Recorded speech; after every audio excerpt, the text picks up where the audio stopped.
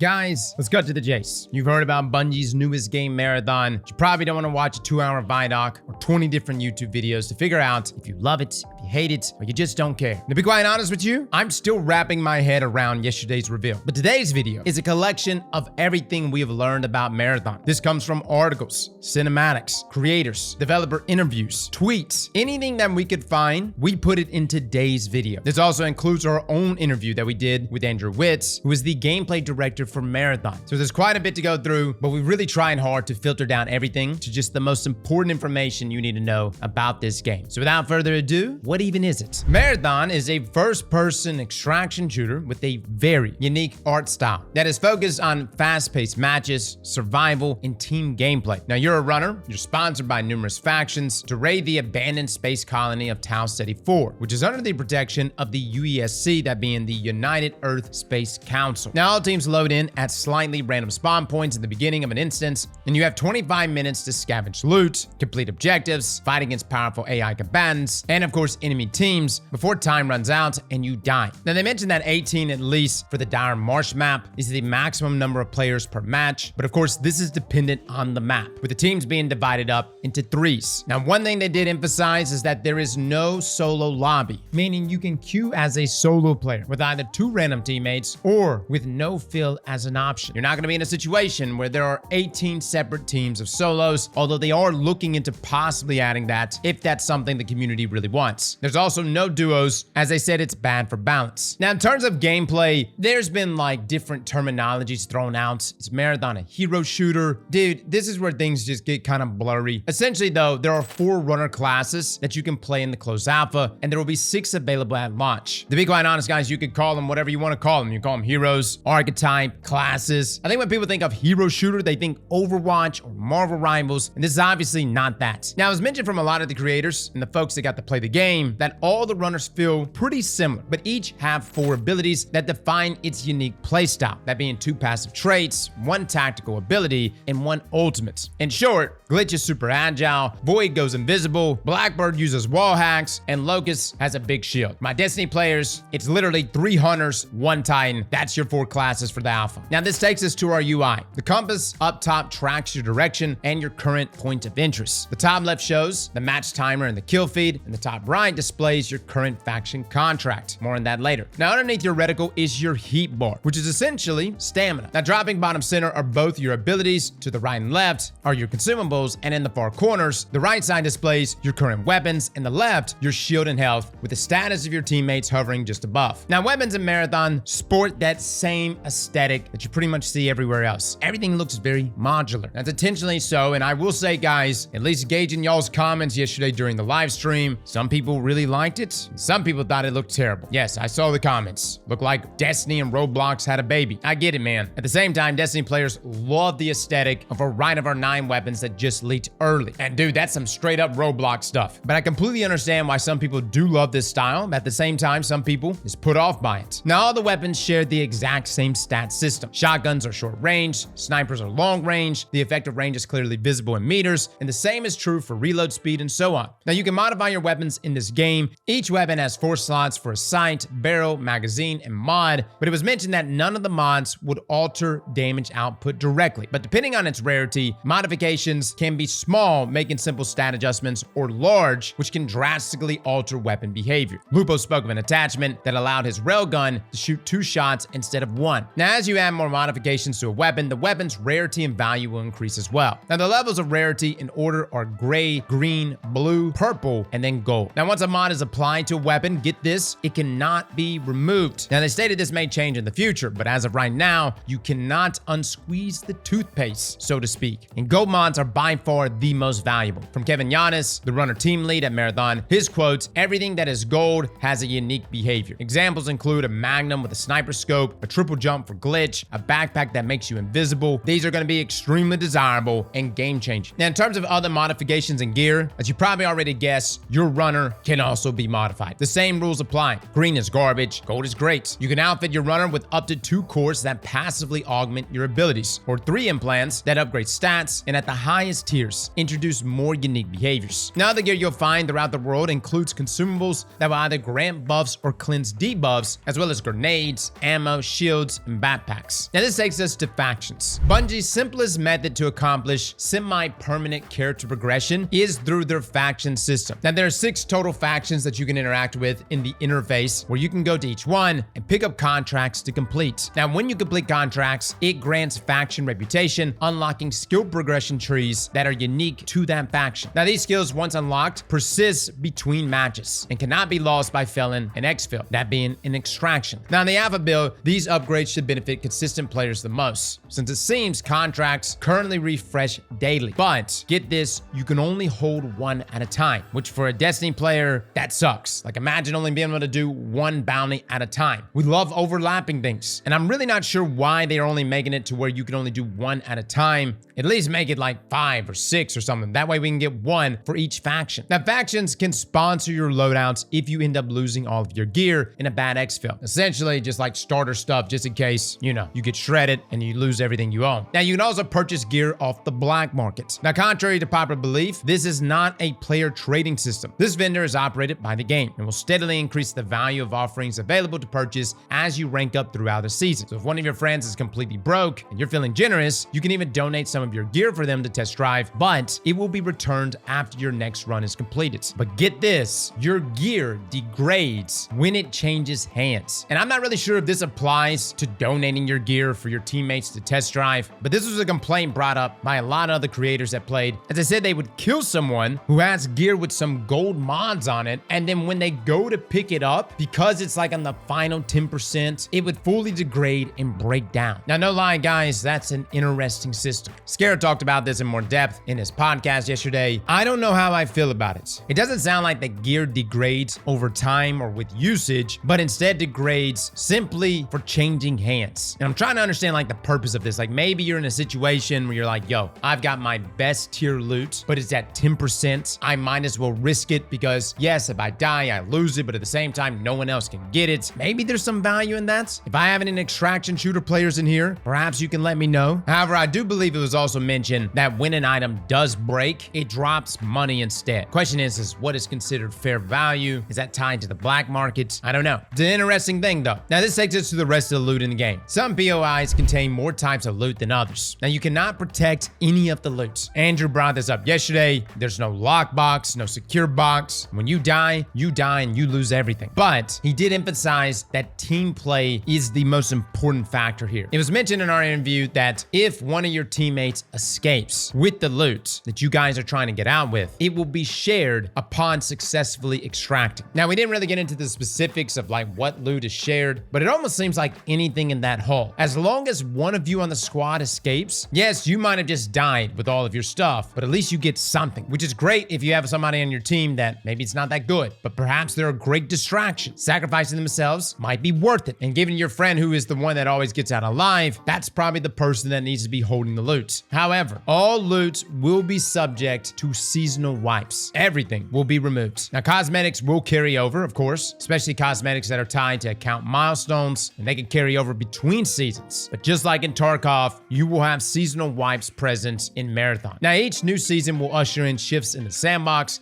alongside other updates to gameplay, and they mentioned story points. Not really sure how story is going to be delivered here, but there is going to be seasonal storytelling, which takes us to the lore. If you're a fan of the original games, you know that Marthon is very lore rich. Dude, that cinematic trailer that dropped, hot damn. That was probably the highlight of yesterday's stream. However, I was extremely surprised when watching Skillup's review that Marthon's seasonal narrative is not written yet. Supposedly, the story framework is in place, but the narrative team still has much more to build, which is concerning. You don't want to start this a mere 4 months away, 5 months away from launch. And I know I got some PvP players that are like, Cross, I don't care about story. I just want to click heads and get loot. But you got to understand, guys, there is a deep fan base for this game, and they do care. They care a lot. Now, this takes us to PvE. The AI enemies in this game are no joke. I talked about this in my own review. Not much has really changed from the pre-alpha game build that I played to what was shown by many other streamers who played the alpha just last week. AI enemies in this game have to be respected. wiped. UESC combatants, exploding alien ticks, those are going to be present in the alpha, and they must be engaged with or they will wreck you. And when I say wreck you, they will team wipe you. Certain enemies can go invisible, some of them can clone themselves, and some can just suck the life out of you. I will say my time with Marthon, that was the thing that caught me off guard the most. I was expecting to just run in there, one tap a few AI, grab my items, and mainly just be concerned with other enemy players. But engagements never went like that. Matter of fact, if you had a team in front of you, but then you had an AI team next to you, be very careful engaging the enemy team in front of you, because that AI team may wipe the both of you. And I know there's a balance here that Bungie's trying to find, and even the build that I played, Bungie had stated that they nerfed enemy AI, so what I thought was hard was actually easier than what other people have been playing up against. But it is interesting that Bungie has made enemy AI in this game so challenging. Now, on the topic of proximity chat, as of this moment, Marthon does not have it. In an interview with game director Joe Ziegler, he states the Marthon team is not against adding proximity chat, but they want to create a safe environment for players before they implement it in game. Now, as you can imagine, there are many players that are upset about this feature not being already implemented, as proxy chat is already a staple in other extracted shooters like Escape from Tarkov. So I can completely understand why people are let down by this. And look, I wish people could behave when it comes to voice chat, but it's just impossible, man. At the same time, some of my most memorable moments are post-Warzone games when we're literally getting pulled out. And dude, the things that are said within that 20 to 30 second time frame. Oh my God. I'm talking about the most profane things I've ever heard in my life. But at the same time, it also makes some of the most memorable moments. Where would I be without "Ooh, woo, I'm coming"? Ooh, woo, I'm coming!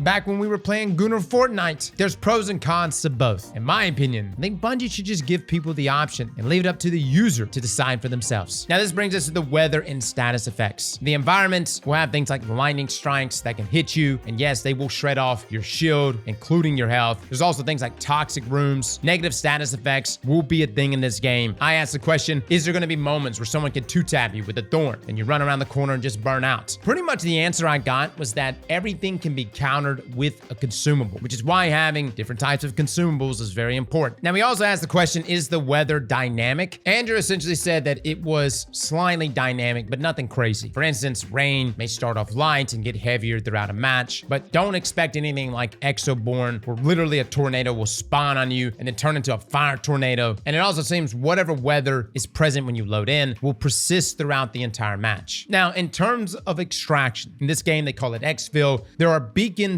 that are protected by UESC combatants. Once activated, a beacon will notify the entire map that you intend to escape. Now, exfil points spawn randomly across the map. Now, if you do not extract before the match timer reaches 0, all remaining exfil points will disappear, and there will be one final exfil point, which gives all players one final chance to get out alive, which means if there are multiple teams, that last exfil point is going to be extremely chaotic. Now, it was also mentioned that it's not over until every member of your team is dead. Even if one player is left alive, your allies can still be revived and brought back into the fight. Now, in terms of maps, the alpha will have just the one map we can play, that being the Dire Marsh. However, there are two other maps that we know about currently in development. One being the Perimeter, which is an excavation site with lots of tunnels. The other being the Marthon ship, which is supposed to be full of secret puzzles. Now, this was information provided by other creators who played the alpha recently. I have not played the Perimeter. I did play the Marthon ship, and what I'm assuming is that we're probably gonna have like the Dire Marsh as the first map for the alpha, and then if we have like an open beta, I wouldn't be surprised if the Marthon ship is the main map for the beta, which, let me just say, the Marthon ship was my favorite map and actually changed my experience for Marthon overall. Now, reports suggest there's a fourth map which is also planned to release soon after Marthon's launch. Now, this takes us to ranked play. There will be a ranked mode at launch. Matchmaking parameters have not been specified on this, but unranked lobbies will not use any skill-based matchmaking. Now, there will only be systems in place to ensure new players don't instantly match against pro runners. Now, I would love to tell you exactly how Bungie is going to handle mouse and keyboard and controller crossplay, but some sources say accommodations will be made for fair and balanced gameplay, while others say that matchmaking will be separate. Perhaps both are true. Perhaps it's still something Bungie's trying to figure out, and I wouldn't be surprised if we see a number of pivots from now until launch. Now, this takes us to security. According to Bungie's latest TWAB, anti-cheat has been upgraded for the Tiger engine. So Marthon, at least in in theory, should have more safeguards in place to protect players against cheaters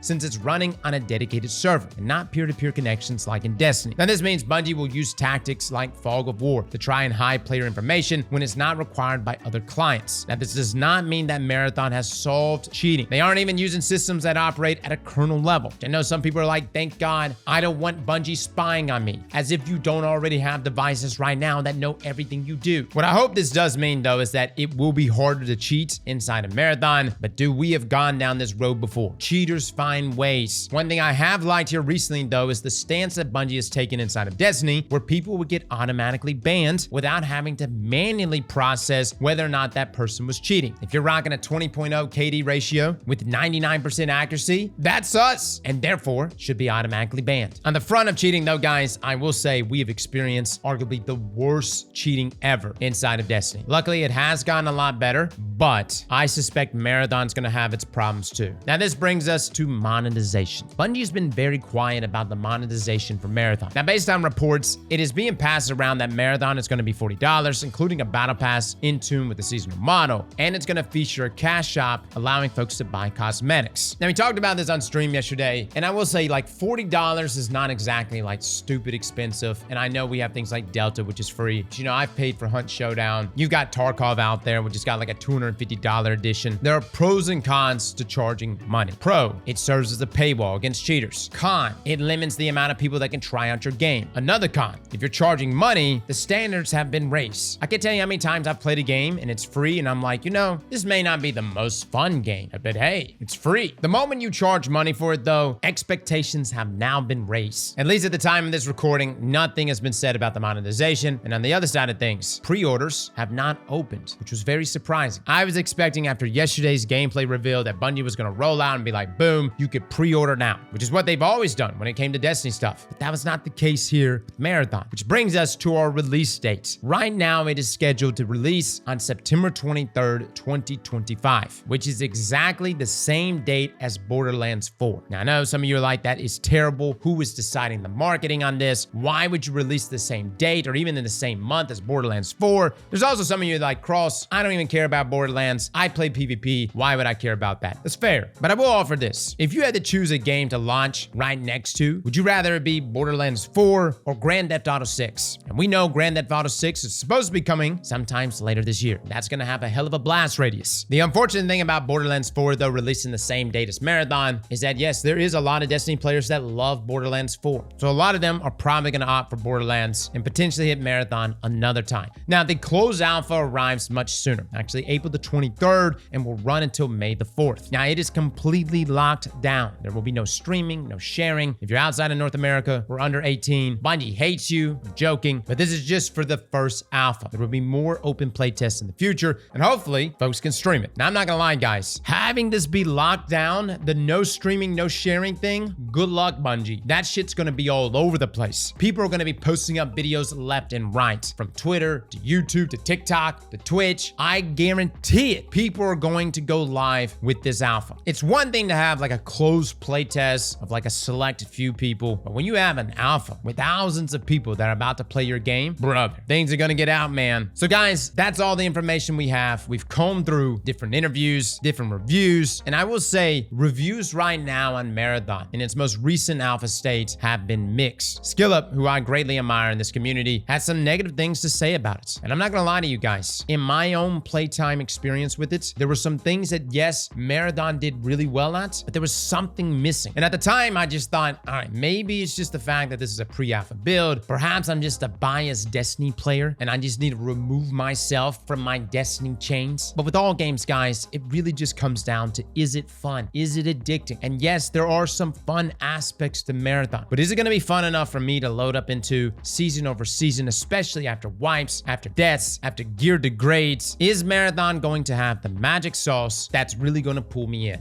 We'll see. We'll be talking about this more tomorrow. We've got a few other videos we need to go through, a couple other opinion pieces to touch, but we'll be live going over that here very soon. Fellas and ladies, thank you all for coming and watching, and as always, slap that like button like your mama told you right.